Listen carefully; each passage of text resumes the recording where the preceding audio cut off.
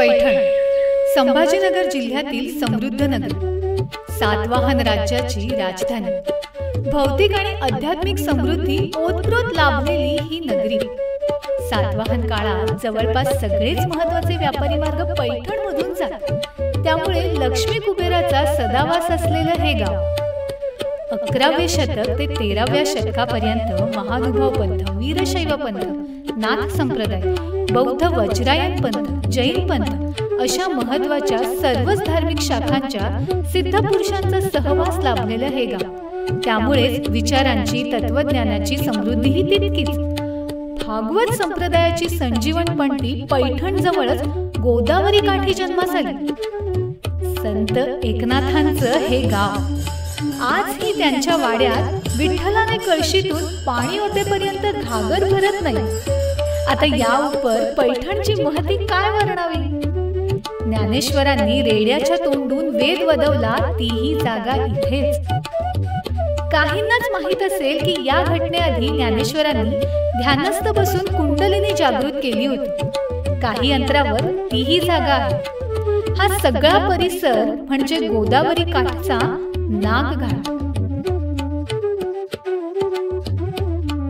सातवाहन राजा गौतमीपुत्र सातकर्णीने शंकांविरुद्ध जिंकलेल्या विजयाचे प्रतीक म्हणून तीर्थस्तंभ किंवा विजयस्तंभ इथेच उभारण्यात आला. या स्तंभावर स्वर्ग, पृथ्वी आणि नरक असे 3 स्तर शिल्पित केले आहेत. याच घटनेपासून मराठी नववर्ष सुरू झालं होतं. त्यामुळे मराठी संस्कृतीचा तीर्थस्तंभ हा केंद्रबिंदू आहे. सातवाहनांची राजधानी, दक्षिण काशी, मराठवाड्याचं पंढरपूर, एकनाथांची कर्मभूमी, मोक्षभूमी अशी बिरुदे धारण करणाऱ्या पैठणमध्ये गेल्या शतकात एक नाव सुवर्ण अक्षरांनी लिहिलं गेलं, सातवाहनांचा राजदूत असे लोकमान्य बिरुद लाभलेले थोर इतिहास संशोधक कैलासवासी बाळासाहेब पाटील.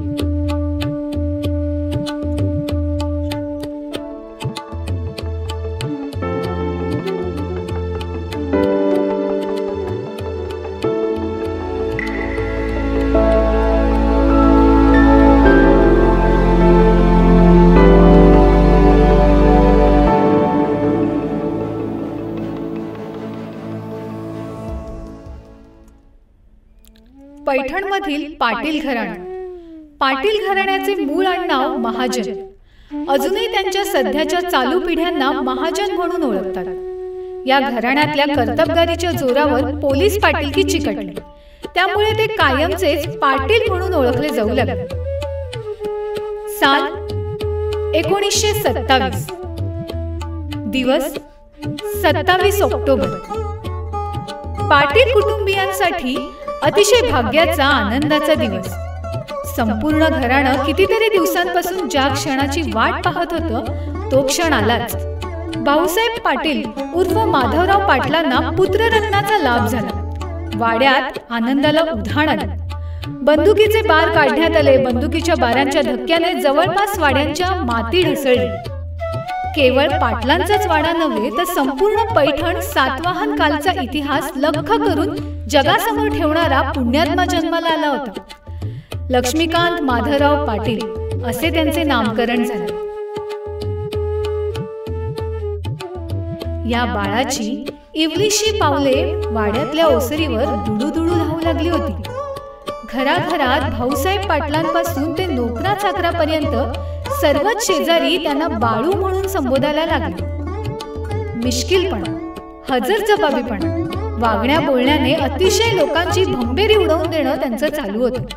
असे अनेक चतुराई दर्शवणारे गुण अंगीभूतच होते. त्यामुळे त्यांचा मित्रपरिवार भरपूर होता. या गावचे पाटील असल्यामुळं आणि त्यांचे मामा प्रभाकरराव कुलकर्णी ते नाशिक इथं राहत असल्यामुळं सगळ्या घरच्यांनी विचार केला की निजामाच्या राजवटीतलं शिक्षण घेण्यापेक्षा त्यांना इंग्रजांच्या याच्यातलं शिक्षण द्यावं, म्हणजे जास्तीत जास्त त्यांचा अभ्यास चांगला होईल आणि ते हुशार होऊन काहीतरी पुढे होतील, म्हणून यांना नाशिकला शिकायला ठेवलं. आता मुळात ज्या गावचं नावच नाशिक आहे तिथं हे काय शिकणार, पण हे तिथे रमले. परंतु एकदा उन्हाळ्याच्या सुट्टीत आले की 3-3, 4-4 महिने जायचं नाव घेत नाही. मग इथं ते शेतात रमायचे, घोडेस्वारीमध्ये रमायचे, पोहायला जाण्यात रमायचे. झालं असं की व्हायचं असं त्यांचं की त्यांना तिथली प्रगती माहीत होती शाळेची, म्हणून त्यांना सारखं चिंता सतवायची की आपण पास होणार नाही, आणि हे जर घरच्यांना कळलं तर आपल्याला खूप ओरडा पडेल आणि मार खावा लागेल. म्हणून उन्हाळ्याच्या सुट्टीत पैठणला आल्यानंतर त्यावेळेसची पद्धत अशी होती की शाळा निकाल पोस्टाने पाठवत होते, पत्राने. आणि मग ते पाठवत असताना मग ते पोस्टात येऊ नये आणि ते पोस्टमध्ये घरी आणून देऊ नये, आणि मग ते घरच्यांनी वाचू नये म्हणून उन्हाळ्याच्या सुट्टीमध्ये त्यांचा पोहण्याबरोबरच एक कार्यक्रम अजून ठरलेला होता की पोस्ट ऑफिसमध्ये जाऊन पोस्ट मास्तर विचारले की आमचं काही पत्र आलंय का. शाळेत असतानाच त्यांना वाचनाची आवड लागली. परिणामी बाळूचा स्वतःचा पुस्तकांचा संग्रह तयार झाला. ऐतिहासिक पुस्तकांचे त्यांना वेड लागला. तासन तास बाळू त्यावर विचार करत बसायचा. इथूनच संग्रह करण्याचा छंद बाळूमध्ये जोर धरू लागला. पुस्तकांच्या या छोट्या संग्रहात भविष्यातील इतिहास संशोधक बाळासाहेब पाटील यांचा जन्म झाला होता.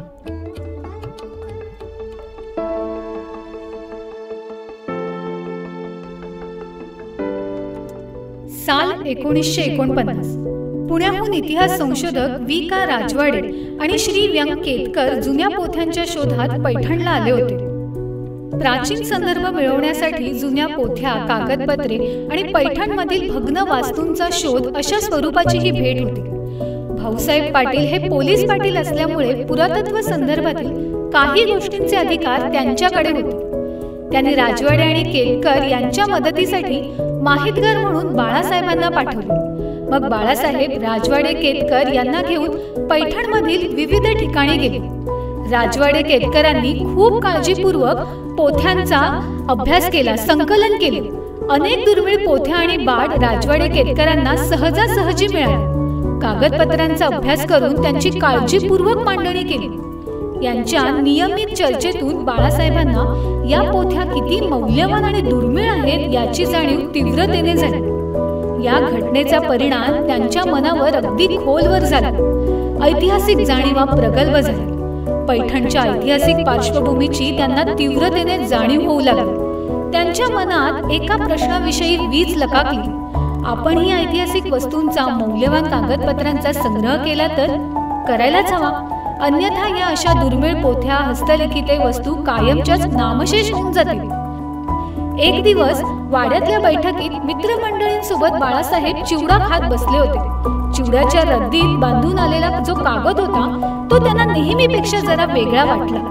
ते पान पोथीचं असल्याचं त्यांच्या लगेच लक्षात आलं. त्याने चिवड्यावाल्याचं दुकान त्वरित गाठलं आणि ज्या पोथीतून तो कागद काढला होता तिची अजून अनेक पानं शिल्लक आहेत असं बाळासाहेबांना समजलं. तिथेच पैसे देऊन त्यांनी ती पोथी विकत घेतली. बाळासाहेबांच्या संग्रहातली ही पहिली पोथी. सातवाहन कुल हे महाराष्ट्राला एवढं अनभिज्ञ होतं, म्हणजे आज अगदी तुम्हाला गंमत वाटेल की इसवी सन पूर्व 230 ते इसवी सन 230 असा जवळपास 460 वर्षांचा कार्यकाळ सातवाहन घराण्याने उपभोगला आहे. म्हणजे सम्राटपद, ह्या सम्राटपद उपभोगणाऱ्या या सातवाहन कालाला महाराष्ट्र पूर्ण विसरला. भारत तर विसरला पण महाराष्ट्रही पूर्ण विसरला होता. दुर्दैवाने आपल्याला अनेक परदेशी लढवय्ये माहिती असतात, आपण त्यांचं नाव घेत असतो, इतिहासात आपल्याला ते शिकवले जातात, पण आपल्या दुर्दैवाने आपल्याला गौतमी पुत्र सातकर्णी माहित नसतो, आपल्याला सम्राट सातवाहन राजा पुलुमावी माहिती नसतो, किंवा द्वितीय सातकर्णी माहिती नसतो, स्कंद स्वाती माहिती नसतो, राजा हाल माहिती नसतो. ज्या अनेक राज्यांनी उत्तुंग असे 450 वर्ष या अर्ध्या भारत भूवर राज्य केलं, त्या सातवाहन काल आपल्याला माहिती नसतो. आणि म्हणूनच हा जो माहित नसलेला सातवाहन काळ आहे, काळ डोहामध्ये बुडालेले सातवाहनकालीन नक्षत्र जर महाराष्ट्रात सर्वप्रथम पुढी वेचून वर आणले असतील तर ते बाळासाहेब. आणि म्हणूनच बाळासाहेबांचं जे महत्व आहे ते केवळ तोंड देखलं महत्व नाहीये, तर बाळासाहेबांनी अगदी तन मन धनाने, अगदी घरावर तुळशी पत्र ठेवून, स्वतःच्या संसाराकडे दुर्लक्ष करून खापरं माती दगडांच्या संसारात रममाण झालेल्या या पुराण पुरुषानं महाराष्ट्राला सातवाहन काळाचा लखलखता इतिहास सांगितला, दैदिप्यमान इतिहास सांगितला. मग ह्या त्यांच्या सांगण्यातून, नुसत्या सांगण्यातून नव्हे तर त्याला जोड दिलेल्या अनेक पुराव्यांमधून संशोधकांनी सातवाहन काळ विस्तृतपणे लिहिला. आणि मग सातवाहन काळ हा भारताला, महाराष्ट्राला लख्खपणे माहिती झाला. आणि महाराष्ट्रातल्या पहिल्या मर्हट्ट भूषण असणाऱ्या या सातवाहन काळाचा उलगडा जो महाराष्ट्राला झाला, त्याची सुरुवात जर कोणी केली तर ती बाळासाहेबांनी केली. पवित्र नदीपात्रात नाणी टाकण्याची परंपरा जुनी आहे. नाण्याच्या सोन्या चांदीच्या दर्शनाच्या निमित्ताने झारेकरी वाळू चाळत असत. या झारेकरांच्या झारीत एक दिवस बाळासाहेबांना काही नाणी दिसली. ती त्यांनी घरी नेऊन ताब्यात घेतली. घरी नेऊन घासून पुसून गंज काढून स्वच्छ केली. पुरातत्व खात्याचे तत्कालीन संचालक मोग दीक्षित यांना ती दाखवली. इतर अभ्यासक मंडळींनाही ती दाखवून त्यावर चर्चा केली. नाण्यांचे महत्त्व जाणून घेतले. या घटनेपासूनच बाळासाहेब आता नाण्यांचाही संग्रह करू लागले होते.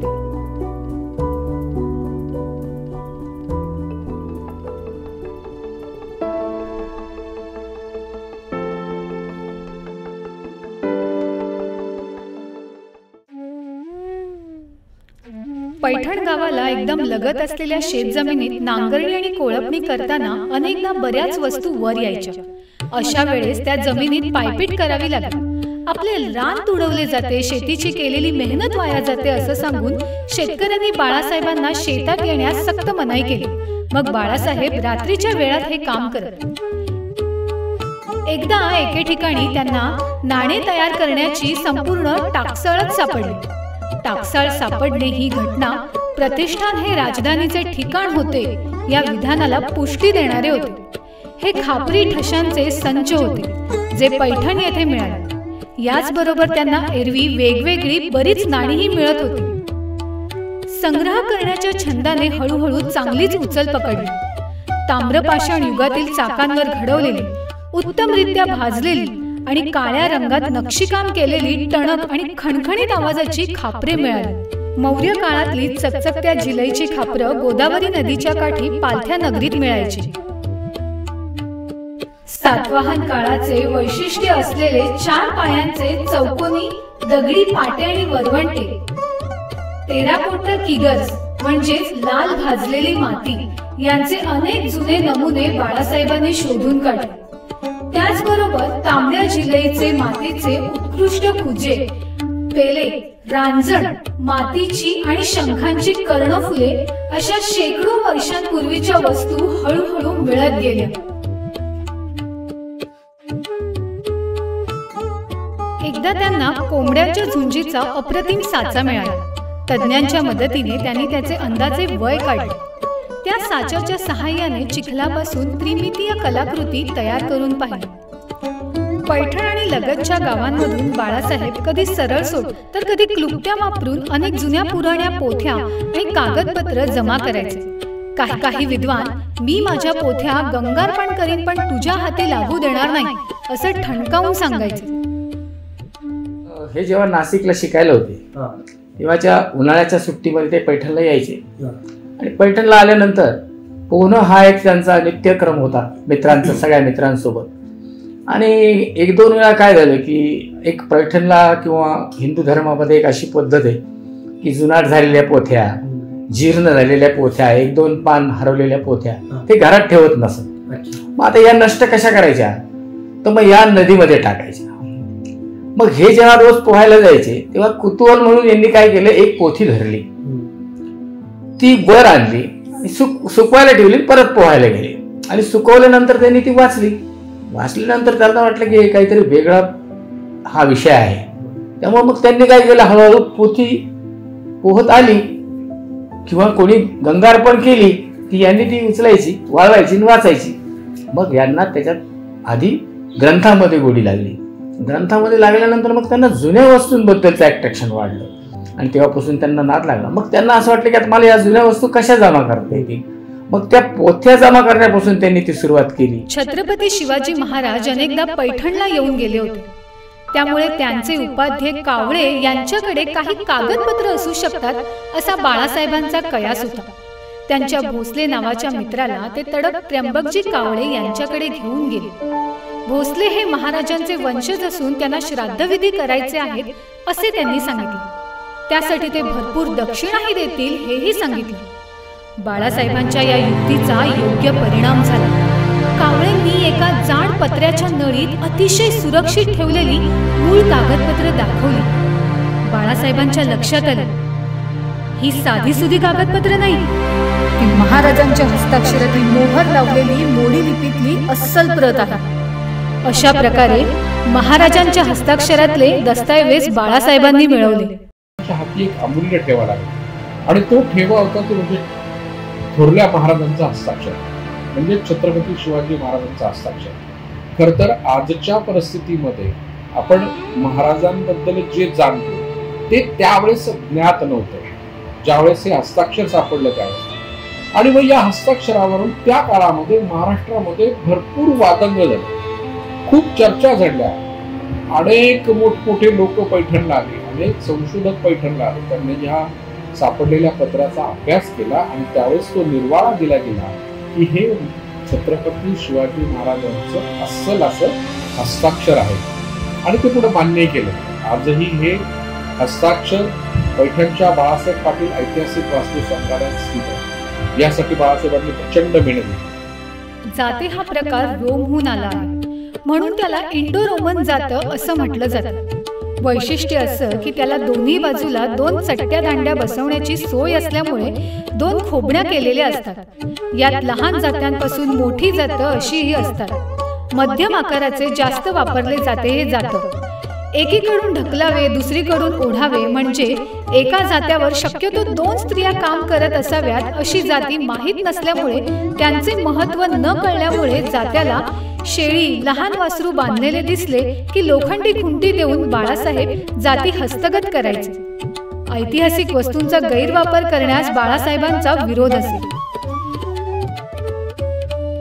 षष्ठीच्या शेवटच्या काळात पैठण आणि जवळपासच्या गावातली बायका मंडळी जुनी मोड घालून त्या बदलत्या जीवनावश्यक वस्तू घ्यायच्या. या घातलेल्या मोडीत लांबण दिवे, अडकित्ते, जुने अतिशय सुरेख बारीक कलाकुसर केलेले, जितकी चांगली तितकी अडकित्ता वापरणारी व्यक्ती मोठी असं असायचं. जुनी नक्षीची भांडी, मूर्ती, झोपाळ्याच्या कड्या अशा अनेक तऱ्हेच्या वस्तू कासाराकडे जमत. त्यांची मोडतोड होण्यापूर्वीच बाळासाहेब कासाराकडून त्या वस्तू हस्तगत करायचे. भंगाराच्या दुकानांचे आणि सुवर्णकार सराफांच्या पेंढ्यांचे उंबरे बाळासाहेबांनी अनेकदा जिजवले. या दुकानांमध्ये एखादी पुराणी वस्तू दिसली की शेतीच्या कामासाठी, घरातील सामानासाठी भाऊसाहेब दिलेले पैसे दुकानदाराच्या हातावर टेकवून त्या जुन्या पुराण्या वस्तू खरेदी करत. त्या कधी शस्त्रे असत तर कधी तांब्या पितळ्याची नाणी मिळत. तुम्हाला गंमत वाटेल की त्यावेळेस बाळासाहेबांना एका तळघरामध्ये मस्तानीचा ग्लास पेंटिंग मिळाली. जी मस्तानी, बाजीराव मस्तानी, आपण त्यामधली जी मस्तानी आहे त्या मस्तानीचं ग्लास पेंटिंग बरोबर तिच्या दासी झिनत हिचं ग्लास पेंटिंग मिळालं. एका ठिकाणी बाळासाहेबांना गरुडदीप पाहायला मिळाला. तो कसा मागावा या विचारात ते त्या व्यक्तीशी गप्पा मारत उभे होते. गप्पांच्या ओघात त्या व्यक्तीच्या कुटुंबातील एकामागून एक अशा 2 व्यक्ती मरण पावल्याचं त्यांना समजलं.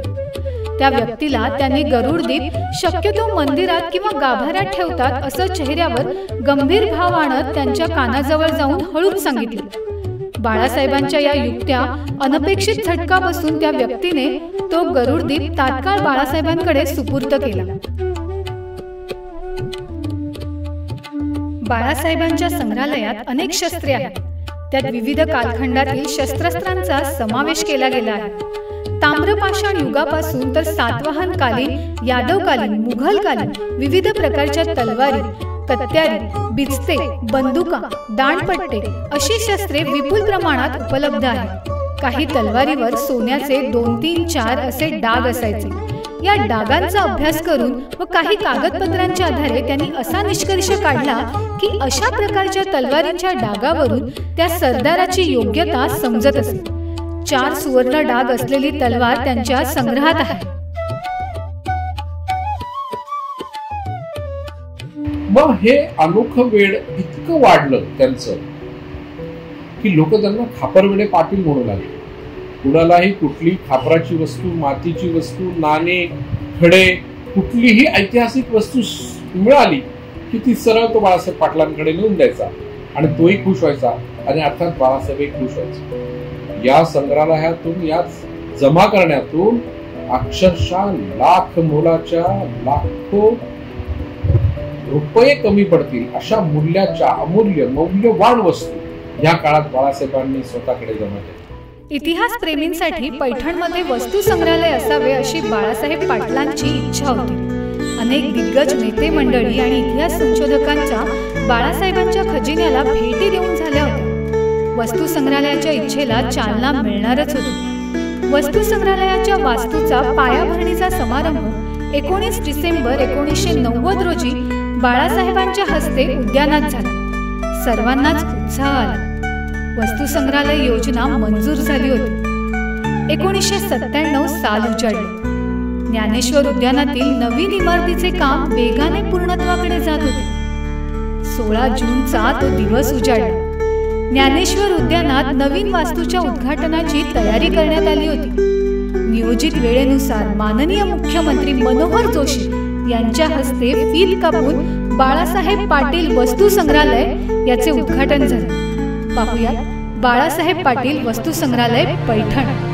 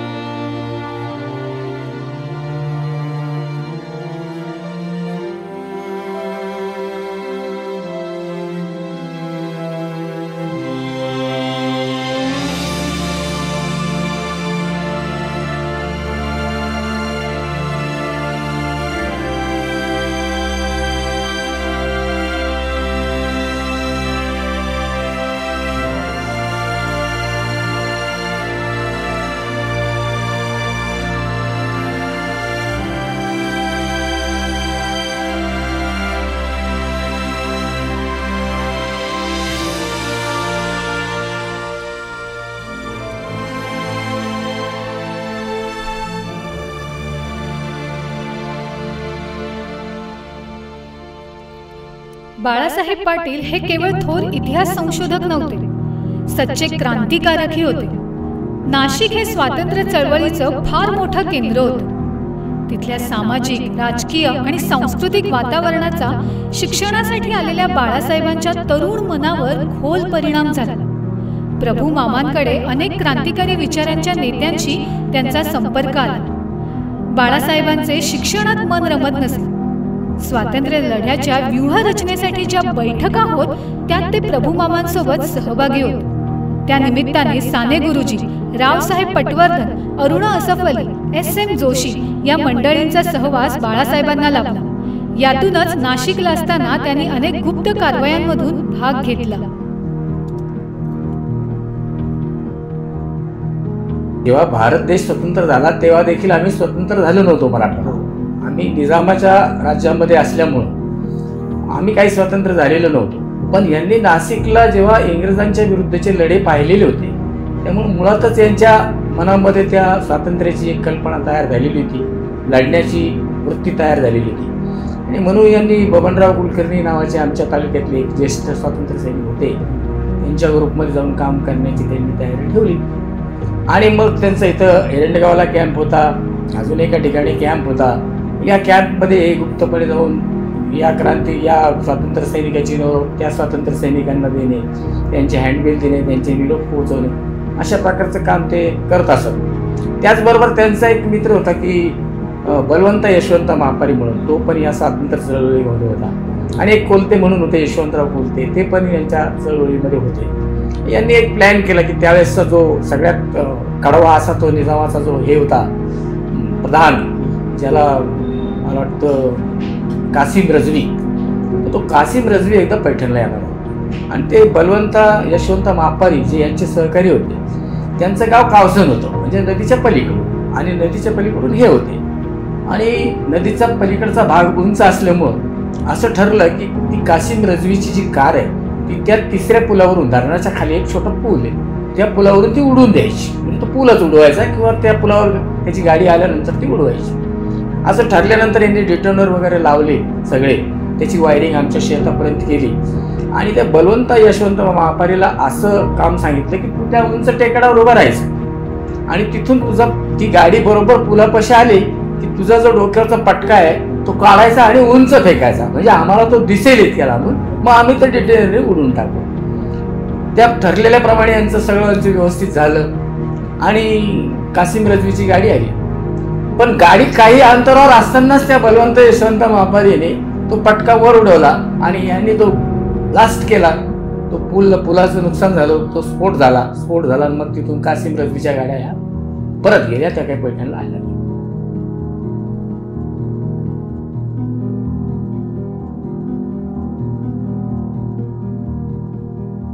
परदेशी अभ्यासक तर खूपच यायचे, पण यांचा मूळ विषय इतिहासाचा असला तरी पण बाकी लोकसाहित्यावर यांचा प्रचंड पगडा होता. त्यामुळे ओव्या असो, मराठी लावण्या असो, जात्यावरच्या ओव्या असो किंवा म्हणी असो किंवा अजून काही जुन्या काव्यसंग्रहाचा असो, त्याच्यावर त्यांचा प्रचंड अभ्यास होता. आणि या लोकसाहित्यावर अभ्यास करण्यासाठी त्यांच्या मार्गदर्शनाखाली 7 ते 8 विदेशी नागरिकांनी ही आपल्या पुणे विद्यापीठाची म्हणा, मुंबई विद्यापीठाची म्हणा, PhD प्राप्त केलेली आहे. तुम्हाला आश्चर्य वाटेल, याच्यामध्ये एक विदेशी महिला होती क्रिस्टन राव म्हणून. तिने तर अक्षरशः म्हणजे आपल्या महाराष्ट्रीयन लोकांच्याही लवकर लक्षात येणार नाही PhD साठी हा विषय असावा म्हणून लावणी, मराठी लावण्या हा विषय घेऊन तिने PhD केलेली आहे. म्हणजे अनेक अशा लोकांनी मार्गदर्शन त्यांचं घेतलेलं आहे. म्हणजे फक्त पुरातत्व, इतिहास किंवा एवढ्या पुरता मर्यादित न राहता त्यांच्या अभ्यासाचा काळ प्रचंड प्रमाणात पसरलेला होता.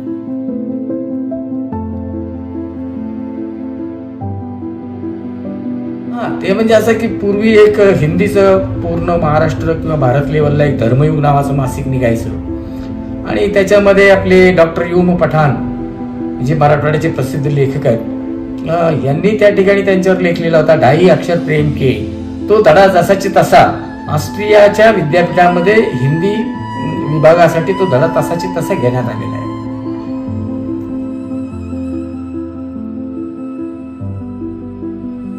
थोर इतिहास संशोधक, हैदराबाद मुक्ती संग्रामात एक क्रांतिकारक म्हणून भाग, याचबरोबर त्यांच्याकडे इतर काही कौशल्यही होती.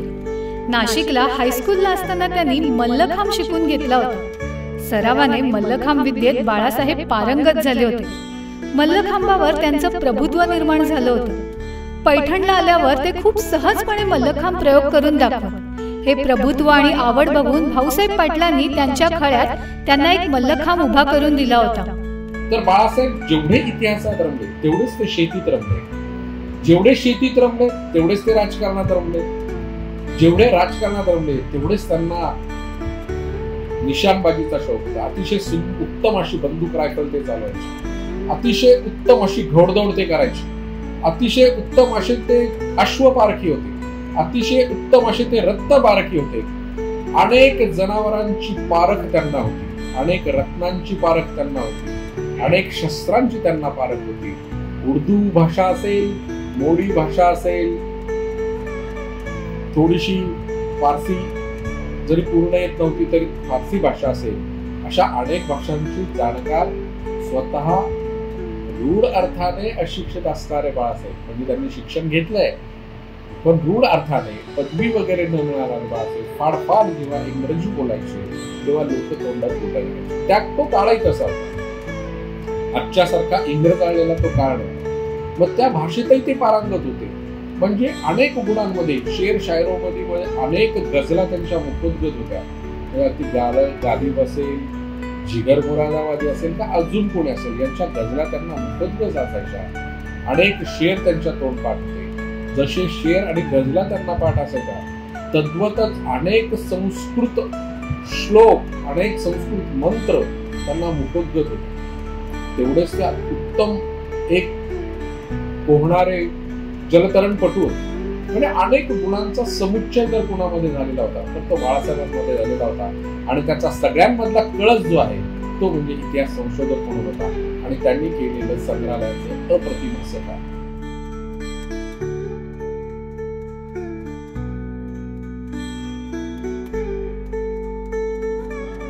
यांच्याकडे अजित वाडेकर आले आणि बाहेर त्यांची गाडी उभी राहिली आणि ते वरती वस्तू पाहायला लागले आणि त्यांनी सांगितलं की मी अजित वाडेकर. आता या दोघांचाही क्रिकेटशी काहीच संबंध नाही, काकाचाही नाही आणि दादाचाही नाही. त्यामुळे हे दोघं जरा बाजूला आले ना, अरे हे नाव कुठेतरी ऐकलेले आहे म्हणे आपण. म्हणजे एवढं ते अनाविज्ञ होतं की अजित वाडेकर सुद्धा आल्यानंतर त्यांच्या लवकर लक्षात आलं नाही. मग 5 मिनिटांनी त्यांचा एक मित्र आला, म्हणला अरे अजित वाडेकर म्हणजे खूप मोठा क्रिकेटर आहे. मग यांना कळलं की अरे ते अजित वाडेकर आहेत हे म्हणून. असं खूप त्यांच्या गमती जमतीत. त्यांच्याकडं तर शंकरराव चव्हाण तसे आमचे पैठणचेच. त्यामुळे शंकरराव चव्हाण, इंदिरा गांधी स्वतः पंतप्रधान असताना, त्याच्यानंतर असे साहित्यिक तर अनेक, रणजित देसाई तर त्यांची कादंबरी ब्रेल लिपीमधून माझ्या बहिणीला करून दिली होती स्वतः. आणि 3 दिवस ते या ठिकाणी मुक्कामी होते रणजित देसाई स्वतः. आणि दादा म्हणजे असं सगळ्या क्षेत्रामध्ये सर्रासपणे वावरणारं व्यक्तिमत्व होतं.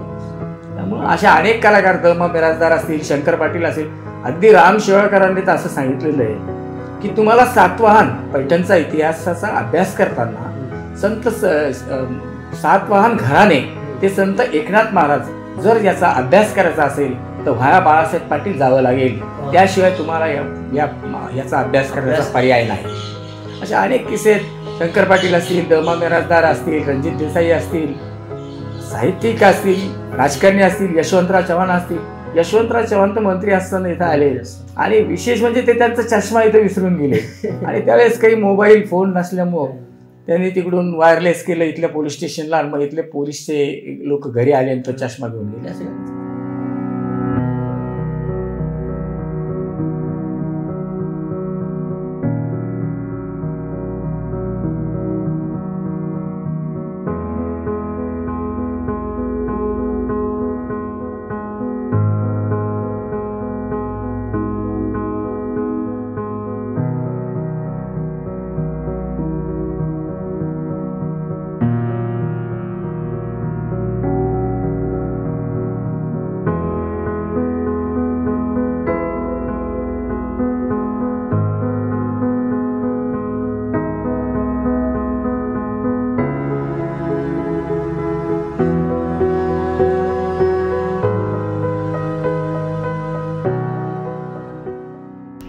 आजकालच्या शिक्षणामध्ये जर आपण पाहिलं तर मुलं डॉक्टर होतात, इंजिनियर होतात किंवा वेगवेगळ्या प्रकारचं शिक्षण घेतात, पण कोणीच असा विचार करत नाही की आपण इतिहास संशोधक व्हावं. म्हणजे बघा हे किती कठीण काम असेल की आत्ताच्या पिढीतल्या मुलांना सुद्धा जर ते कठीण वाटतंय तर पूर्वीच्या काळामध्ये हे किती कठीण गेलेलं असेल.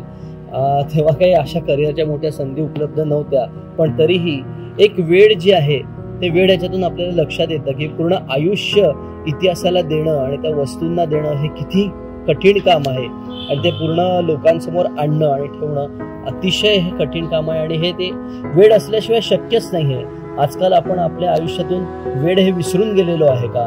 आपल्याला वेळ म्हणजे पॅशन असणं हे आपल्यातलं कमी झालेलं आहे का? आपण खूप इतर गोष्टींमध्ये इतके गुरफटलेलो आहोत का की आज आपल्याला काय हवंय हेच आपल्याला समजत नाहीये. ही अशी परिस्थिती आजच्या मुलांची, आजच्या तरुणांची झाली आहे का? हे सर्व या डॉक्युमेंटरी मधून मला मांडावंसं वाटत आहे. आणि हे प्रश्न समोर माझ्या आलेले आहे जेव्हा आपण या वस्तू बघतो. तर सर्वांनी नक्की भेट द्या. संभाजीनगर जिल्ह्यामध्ये पैठण येथे आपण जर संग्रहालय जाऊन पाहिलं तर आपल्याला अजून खूप विस्तृत माहिती तिथे मिळेल. तर आपण नक्की भेट द्या आणि एका इतिहासाला आपण पुन्हा एकदा जोडले जाऊ शकतो. धन्यवाद.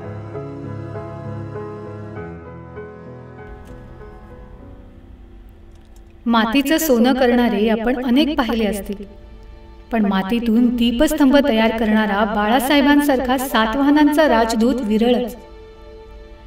या मावळत्या सूर्याच्या कुशीत एक स्वप्न आहे. सातवाहन साम्राज्याचा इतिहास मूर्त रूप घेऊन बाळासाहेबांची आदराने गळाभेट घेतो आहे. आणि बाळासाहेब यातूनही अजून काय सापडेल या विचारात क्लुप्त्या रचण्यात नम्रपणे घडून गेले आहेत.